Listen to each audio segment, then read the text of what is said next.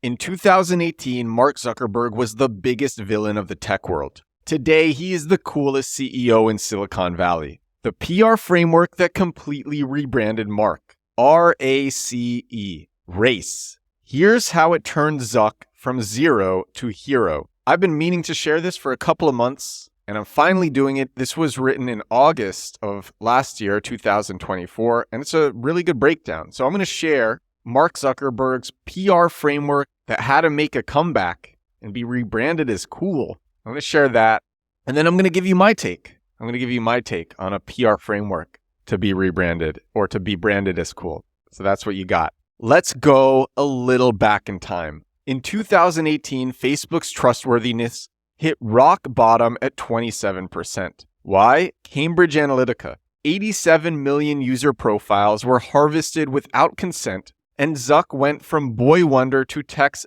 biggest villain overnight. But that's not the only thing. Remember the robot-like Zuck with his gray tees? His public image was so bad, people started joking he was an alien trying and failing to appear human. And there's this picture of him shared, and the author writes, "Look at his eyes in the picture. Feels like he's staring right into your soul." Zuck knew he had to do something. So in 2020, Zuckerberg emailed Peter Thiel.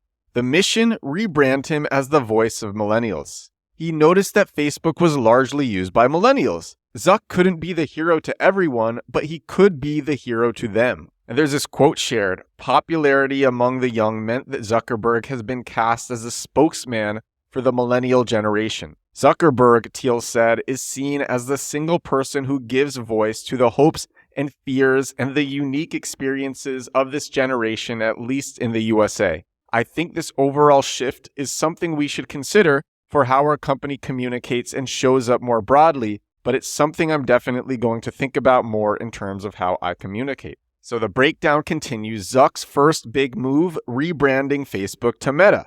But why change a household name? Simple, it was a fresh start.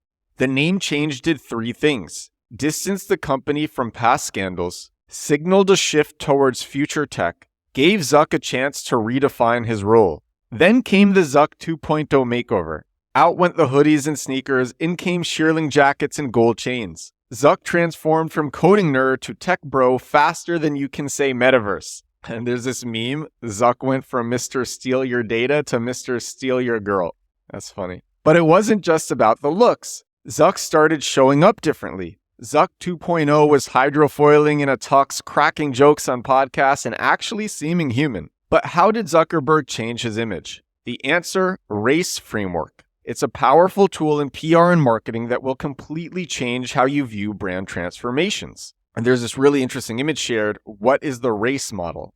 The R.A.C.E. model was created in 2010 by Dave Chaffee, author and co-founder of the digital marketing training and consultancy site Smart Insights. Chaffee developed the model after research showed that 50% of businesses did not follow a digital marketing plan when marketing their products. So you have R, which stands for reach. The first step is to build awareness of a brand and its products and services over online and offline channels. Then you have A, which is ACT. ACT is an abbreviation of interact and concerns persuading visitors or prospects to progress to the next step. Next is C, convert. This step describes the process of transforming a lead into a paying customer. Final step is E, engage. The final step deals with creating long-term relationships with first-time buyers that encourage repeat purchases and brand loyalty. Sounds a lot like a normal funnel. You have awareness at the top, you move people down the funnel, they convert, and then you nurture them to have more conversions throughout time. So 1, reach. Zuck didn't just reach his audience, he redefined it.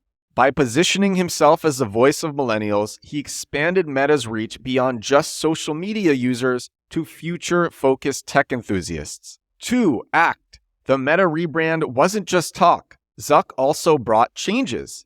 New company policies, massive investments in AR/VR, personal image overhaul. Each action was a stepping stone to rebuilding trust. And this was written actually a few months before Meta's new content moderation policies. Number 3, convert. Zuck didn't just want people to like him, he wanted to convert critics into believers. How? By delivering on promises, better privacy controls, innovative products, Quest 3 Pro, responsible handling of the 2024 elections. 4, engage. This is where Zuck really shined. From hydrofoiling in a tux to leading the change into the metaverse, he kept people talking, sharing, and engaged with Meta's new vision. And this isn't going to stop anytime soon. The result, a PR turnaround for the history books. By 2024, Meta's trustworthiness soared to 68%, a comeback that would make other companies jealous. The lesson, second acts are possible, but they require more than just a wardrobe change. So the next time you see Zuck in a tux on a hydrofoil, remember, it's not just a billionaire having fun, it's years of careful image crafting paying off. And that is all. This thread is from Ronak Kadi, at Ronak Kadi on X, and I'll share the link to this in the description for this show. My take really fast, when you're starting, be yourself. Try your best to be yourself. I just had on Kata Dervishi, who is 23 years old, making millions a year, posting 7 times a day to Instagram and TikTok. And she started her business in 2019. And right away, in 11 months, she reached 7 figures.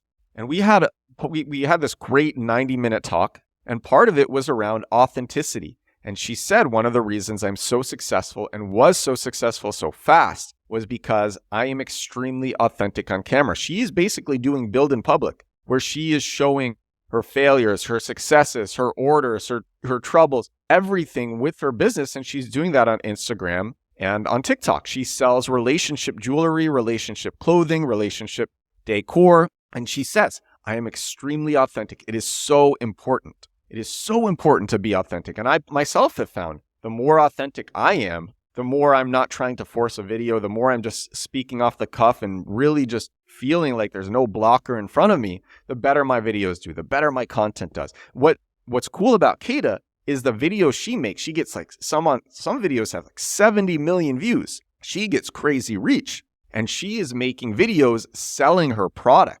So imagine making a video selling your product that has 70 million views, and the result, she's making millions a year. And that episode of the show where she came on and talked about this, that was episode 606 of The Edward Show, making millions with insane high frequency posting. But authenticity is so important. And so rather than trying to craft an image of yourself, I think it's easier for a lot of people to just start by trying to be authentic, be who you want to be, act the way that you want to act. There's so many more people out there than you realize who will resonate with your personality. Everybody can develop a following. Everybody can develop a monetizable audience. I think it's called 1,000 True Fans. If you just Google 1,000 True Fans, an article on it will come up, and it's a really good article by Kevin Kelly. In fact, I'm just going to read the first paragraph of this. To be a successful creator, you don't need millions. You don't need millions of dollars or millions of customers, millions of clients, or millions of fans.